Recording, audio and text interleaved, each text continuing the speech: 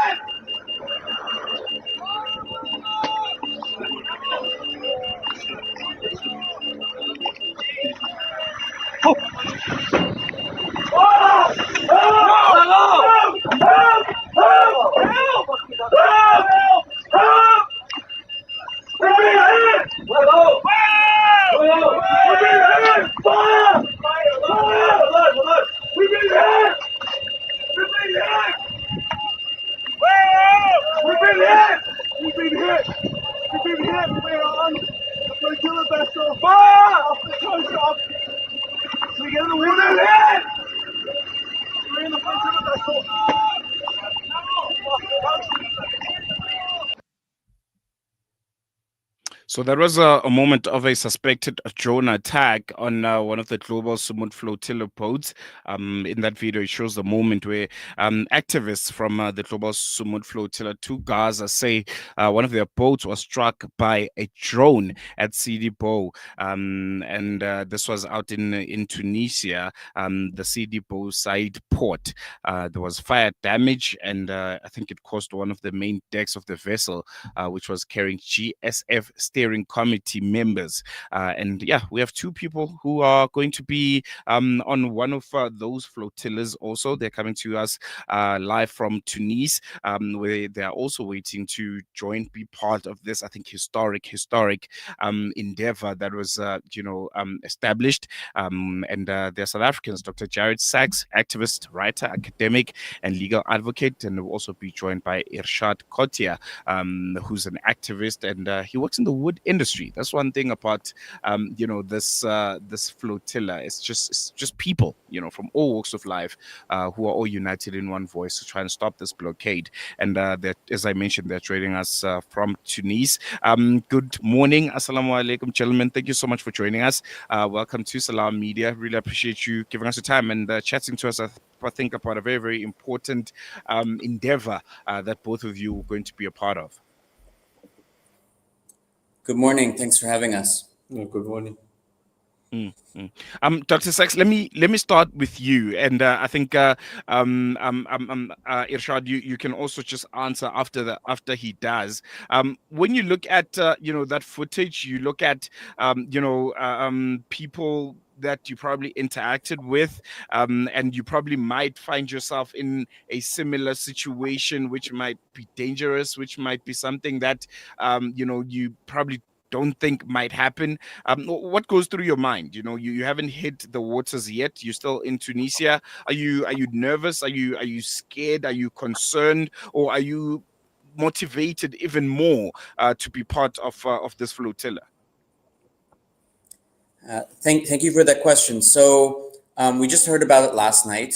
So we're still processing everything, and we're still, nothing has things haven't been investigated properly. So we're not 100% sure of everything that's happened. But Mm, from what we understand,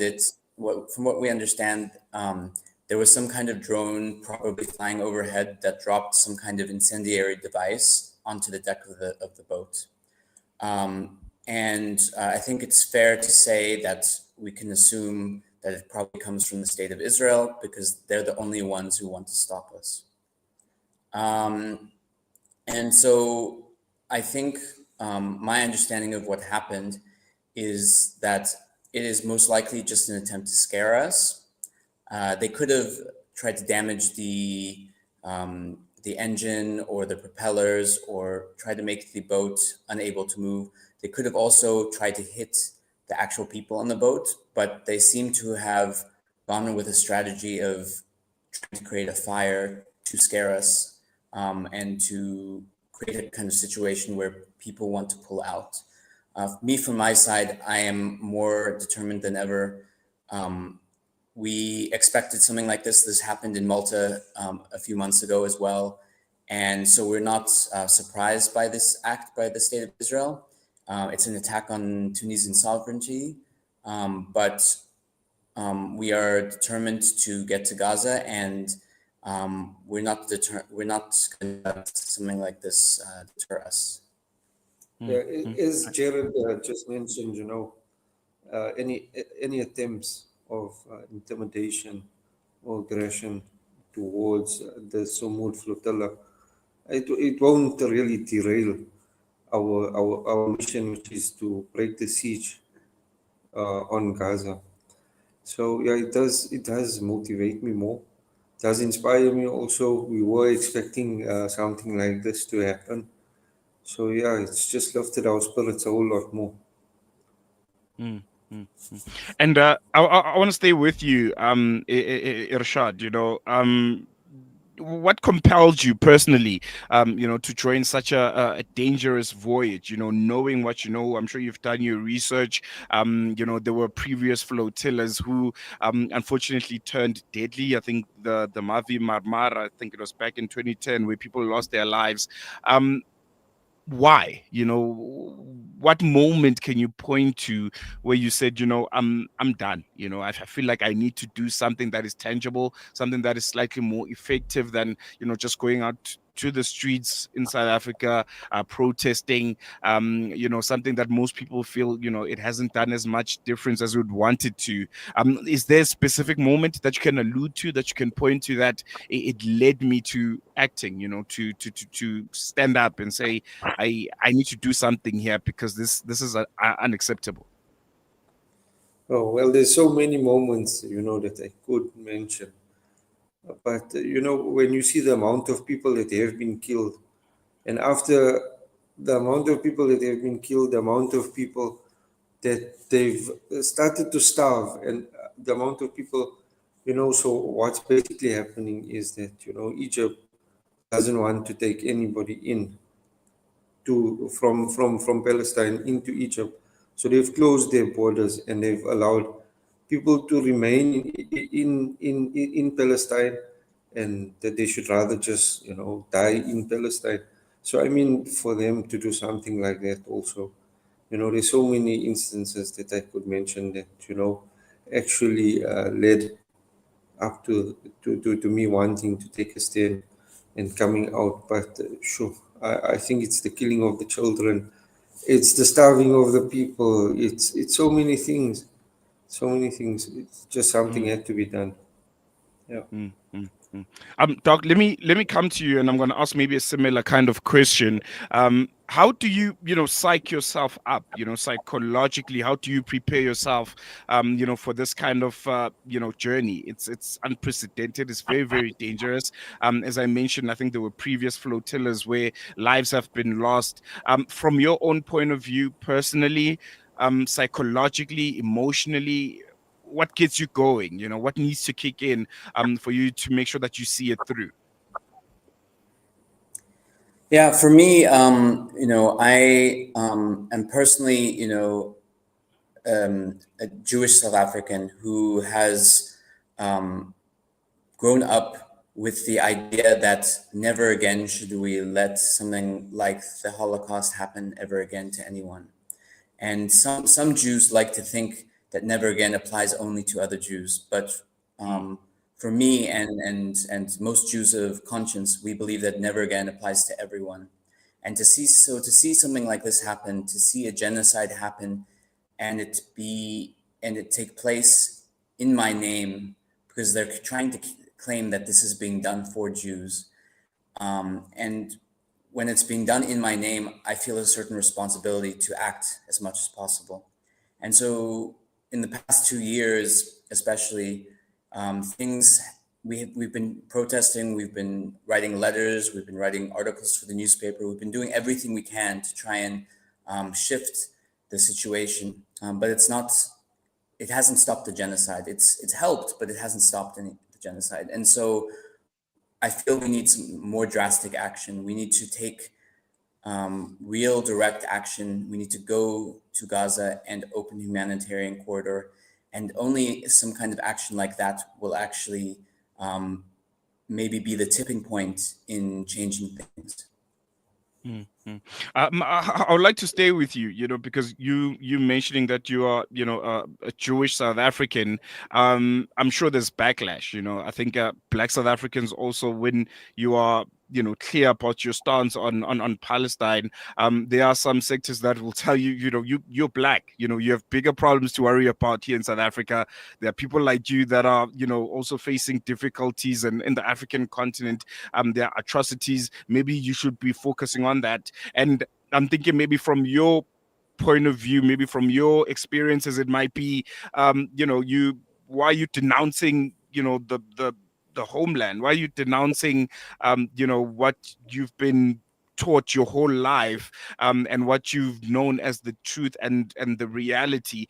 How challenging has that been? Having people maybe even from your own family, shining upon you and thinking the perspective and the stance that you've taken is not the right one. Yeah, thank you. That's an important question. First, I would like to point out, and I know you didn't mean it this way, that Israel is not our homeland. Israel is a state, a Zionist state. It's an imperialist state that does not represent the Jews. And so our homeland is wherever we live, wherever we find ourselves. We have a philosophy called Doikheit, which means that it translates as here-ness. It means that we build a life wherever we are with the people that we live with. We don't impose anything on other people where we are, but we live as part of that community. So that's what we've tried to build here in South Africa, and any Jewish South African that did oppose apartheid, many did not, but some did oppose apartheid. We felt that it was very important that we are integrated as part of society. And to answer your other point, most people who come with the talking point of, well, what about this place? What about your own community? What about the genocide in the Congo? Those people who make those comments never do anything for their own community. They never do anything for the Congo or for Sudan or for any other area. They're just using it as an excuse to try and delegitimize what we're doing. I say we should help all those things. We don't have to choose. We can support the Congo and we can support Palestine. And so when people come with those kinds of comments, whether it's people outside or inside the Jewish community, I don't take it seriously. I try to challenge them, but I try not to take it too seriously because I know that all they really care about is pushing their agenda and pushing their talking points. And I don't let them really undermine, my activism and what I stand for. No, most definitely. Irshaad, let me come back to you. How do you now begin having the conversation with your family? How do you begin having the conversation with your loved ones, that I'm going to be leaving South Africa and I'm going to be, heading straight to face the IDF, this regime that we see on the news almost every day on social media, committing these atrocities? How does that conversation go? What do you tell them, and how did they respond when they heard that you'll be partaking on this voyage? Well, when I first told them about it, everybody was definitely, they were against it. They were like, no, you have so much of things to do at home. And what about work? And, all of your responsibilities are like, how can you leave it and go? So like from a lot of my siblings and even my mom, they did try and stop me initially. But, when I explained it to them, in a greater sense of what I'm trying to do, like everybody did support me and told me, you know what, like go for it. Yeah. Mm, mm. So And like what? there isn't. Yes. No, no, go. It's fine. So Yeah. so so so nobody. Okay, go for it. Go for it. Go for it. No, most definitely. And were you at any point, doubting, partaking in this voyage, which, it's only natural. We are human beings. You'll have fears starting to creep in. How did you deal with that reality? Being scared, maybe being doubtful because of how dangerous this can be. Look, well, it is dangerous. It is definitely dangerous. But the first thing what I've done myself is I've put, Allah, my God, in front, and what like my life really doesn't matter as much as what like the Palestinians are going through. The cause is so much bigger than just one person. So Mm, from my side, I haven't been really scared. I've been more like more, how do I put this? I've been more like willing to go, yeah, than mm. actually being scared. Yeah. More motivated. Doc, let me come back to you.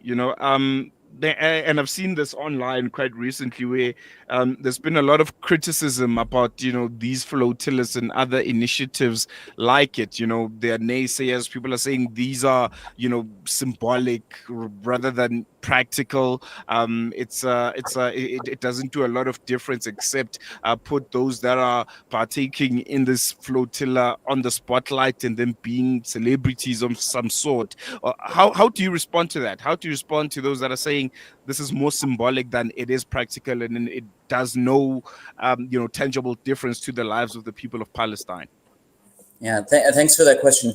That this is something that we've gotten a lot, and most of the comments are actually a lot less polite than the version that you just gave. For instance, we're called selfie activists. We're just in it for the selfies, and they just call us selfish and things like that. It's a very strange thing to hear when we're going on a journey, on a mission, which is so dangerous, which the state of Israel is dead set against. They are mobilizing their resources in their army to stop us, or to scare us at very least. And so, if people think that it's just about self promotion, well, they should be asking themselves, well, why does Israel want to stop us so badly? Mm, And I think when one realizes how much Israel wants to stop us, they will recognize that there is a kind of point to what we're doing, that we are having an effect, that we are challenging the narrative, because more than part of it's about opening a humanitarian corridor, but it's also about changing the narrative, and the way people see the issue. mm, no, most definitely. Irshaad, I want to come back to you. I think it was sometime last week where I think it was, the Israeli Minister of Defense, if I'm not mistaken, Ben Gvir, who said everyone that is part of this flotilla needs to be classified as a terrorist and they must be dealt with as much force as possible. When you listen to this kind of sentiment, and I think, Doc, you can also answer after Irshaad does, how do you feel? When someone from office, a regime that has killed thousands and thousands of innocent men, women, and children, says you must be classified as a terrorist and be dealt with as much force as possible. For me, a statement like that is like it's outrageous because me, a terrorist. Do I look like a terrorist? Okay, maybe a little, but Some might say you do. but, but yeah, no, like I work in a wood industry. I have nothing to do with terrorism. It's all about the humanitarian aid. Statements like that, again, it's just to intimidate us, make us afraid. I mean, there was a point where I heard where he wanted to keep us in prison for about 7 weeks. And then he said, like, after 7 weeks, you will regret coming to Israel. I mean, that's intimidation, straight up. So, yeah, that didn't trouble me much because I know in my heart that I'm not a terrorist and that I'm doing this here as a humanitarian. Okay. Yeah, just to add, we are unarmed. We're activists. We are coming here purely in a nonviolent way. We're boarding these boats. There are no arms, no guns, no form, no way to hurt anyone on this boat. And so we're only actually going to help people. We're going to bring humanitarian aid, and it says a lot that they would call humanitarians terrorists. It says a lot about the Israeli state, a lot about Zionism when they perceive feeding people as a threat. Providing food and making sure that the people of Gaza eat, they see that as a threat, and that's because they want to destroy Gaza. They want to kill everyone in Gaza. I've never carried a gun in my life. I've never handled a gun, but they call us terrorists. It's pretty ridiculous. One of the things we're trained to do as part of the training for this flotilla is in how to react if the Israeli army intercepts us. We're going to hold our hands out. We're going to make sure that we don't provide them any excuse to attack us. There'll be nothing that they can see from us that can be seen in any way as a provocation. They even told us just to be careful and about what we say. We can't talk back to them. We're not supposed to pray because that could be misinterpreted by racists that as a getting ready to attack them. So we've been trained in how to do everything just to make sure that we don't antagonize them in any way, as a form of protection for ourselves. But we know that if they want to do something, they will do something. Despite whatever measures you take, if they want to do something, they'll do it. I think that's the unfortunate part. Just lastly, before I let you go, guys, and Irshaad, maybe you can start. What would you consider a success? When you return back home, God willingly from this, just personally for yourself, what would you consider a success from this trip? The success will be if we do manage to open up a humanitarian corridor for the people of Palestine. For myself, a success would be, if we actually get to go into Gaza and to deliver humanitarian aid. For myself, that would be the biggest win. Well, the biggest loss would be, if we do get intercepted and arrested. Yeah. And for you, Doc? Yeah, like Irshaad, my our goal is to open a humanitarian corridor. Our win would be to open that humanitarian corridor and to lead to eventually the end of this genocide. But I do think even if we do get intercepted, it's not necessarily a loss for us, because that could, that exposes what Israel is doing.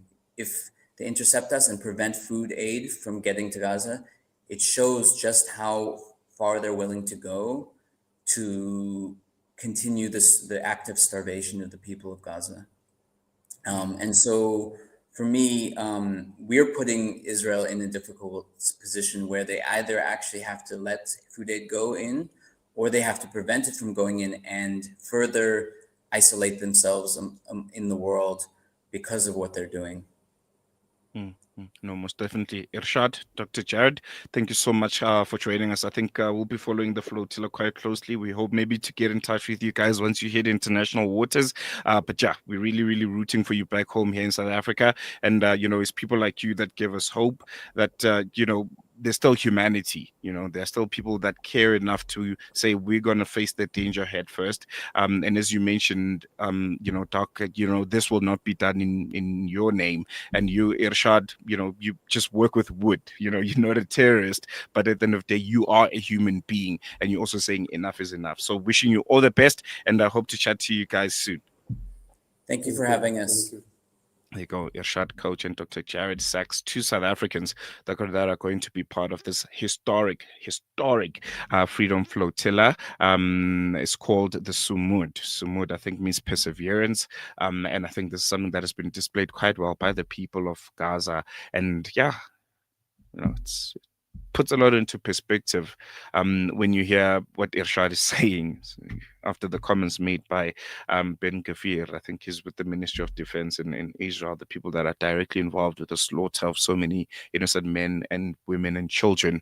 When he's saying, I'm not an activist. I'm not anything special. I'm a carpenter. I work with wood, but there was just a moment, for myself that says enough is enough. Maybe I might not be in the activist in the traditional sense, but I'm a human being, and I feel like something needs to be done. And I think for me that just kind of encapsulates this freedom flotilla. It's made out of people from all walks of life, and all of them are singing with one voice. Open up the blockade. Create that humanitarian aid corridor so that at least food, water, and medicine can get into the people of Gaza that are already enduring a genocide. And we'll be bringing you, I think, all that you need to know from the from the Sumud Flotilla, the global Sumud Flotilla. You can check our social media pages. We have programs that are specifically designed to the tracking of all of these boats, where they'll be, what's going to be happening, going to be just live streaming some of the footage, like the one that we showed you that happened yesterday, where there was a drone attack of some sort, where, I don't know, a flammable kind of element was put into one of the boats. And yeah, it's going to be a really, really important one, like we did with the previous flotillas. Let's get as much attention, eyes and ears as we can to make sure that whatever they try to do, whatever the IDF tries to commit, it is live streamed, it's seen by the whole world in real time, that we're dealing with a genocidal criminal machine here that has no respect whatsoever for any kind of human life. And more needs to be done to make sure that the people of Palestine are ultimately free, and this genocide is spoken about as much as we can. I think we're going to the second or third year of this genocide. October's around the corner, and I think the calls should be as loud as they were back when October the 7th in 2023 kind of unfolded right before our eyes. We need to be more loud. We need to continue talking about Palestine and Gaza, because once we keep quiet, once it becomes just normal part of our daily lives, and we are desensitized to all of the images that are coming out, I think that's where we can safely say we failed the people of Gaza. We failed the people of Palestine, who literally have no one else except us, the rest of the world, to speak on their behalf, to fight on their behalf. And we can't afford that. We can't afford to fail the children, the innocent men and women of Gaza, who have done nothing except just exist. Going to take a quick break. When we come back, News and Views continues.